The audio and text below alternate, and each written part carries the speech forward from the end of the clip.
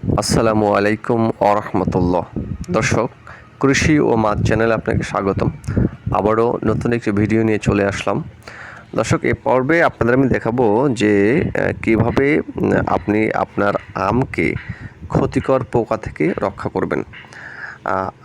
বিশেষ করে হচ্ছে আমাদের এখানে আমার এই গাছগুলোতে আমি যেটা দেখতে পেয়েছি এবং অন্যান্য যারা আমার এই গাছ অর্থাৎ বাড়ি ফোরাম এবং কিউজাই আমটা চাষ করেছেন, আমরা দেখেছি যে এক ধরনের মাছি আছে, যে মাছিগুলো এই আমগুলোর স্কিন ছিদ্র করে এবং সেখানে ডিম পাড়ে। ডিম পাড়ার পর সেইখান থেকে লার্ভা তৈরি হয়, তার মানে হচ্ছে আমের মধ্যে পোকা তৈরি হয়। তো এখানে একটি ব্যাপার হচ্ছে যে আপনি কিন্তু অনেক কীটনাশক ব্যবহার করেও এটাকে রক্ষা করতে পারেন, কিন্তু কীটনাশক ব্যবহার করলে কিন্তু আপনার আমটা কিন্তু আর হচ্ছে কেমিক্যাল মুক্ত থাকছে না বিধায়। কিন্তু আপনার আমকেও বাঁচাতে হবে। সেক্ষেত্রে কী করবেন? সেক্ষেত্রে সলিউশন হচ্ছে, মোটামুটি ভালো সলিউশনটা হচ্ছে যে আপনার আমটাকে আপনি প্রথমে এভাবে পলি করবেন।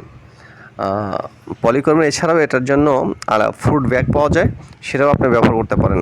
করার পর আপনি যদি আপনার গাছে কেমিক্যাল বা বিষ স্প্রে করেন, রাসায়নিক মেডিসিন ব্যবহার করেন, সেক্ষেত্রে সরাসরি আমগুলি কিন্তু বিষ বা কেমিক্যালের অথবা কীটনাশকের সংস্পর্শ থেকে মুক্ত থাকছে বিধায় আপনার আমটা কিন্তু আপনার নির্ধারিত সময়ে আপনি খেতে পারবেন, সেটা আপনার স্বাস্থ্যের জন্য ঝুঁকি হবে না।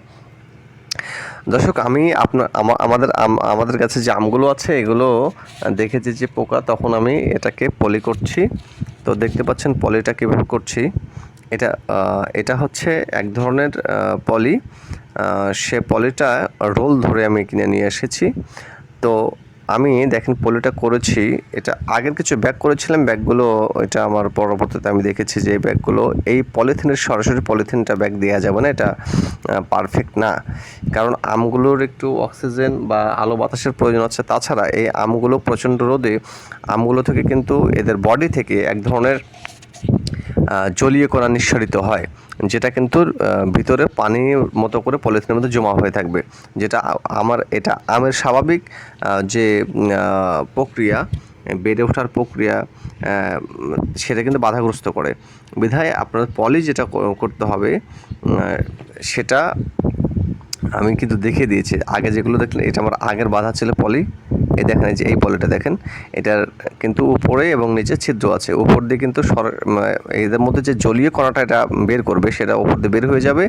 আর যদি কোনো জমা হয়, সেক্ষেত্রে নিচ দিয়ে পড়ে যাবে। সেই সিস্টেমে কিন্তু এই পলিটা আমি বেঁধে দিয়েছি।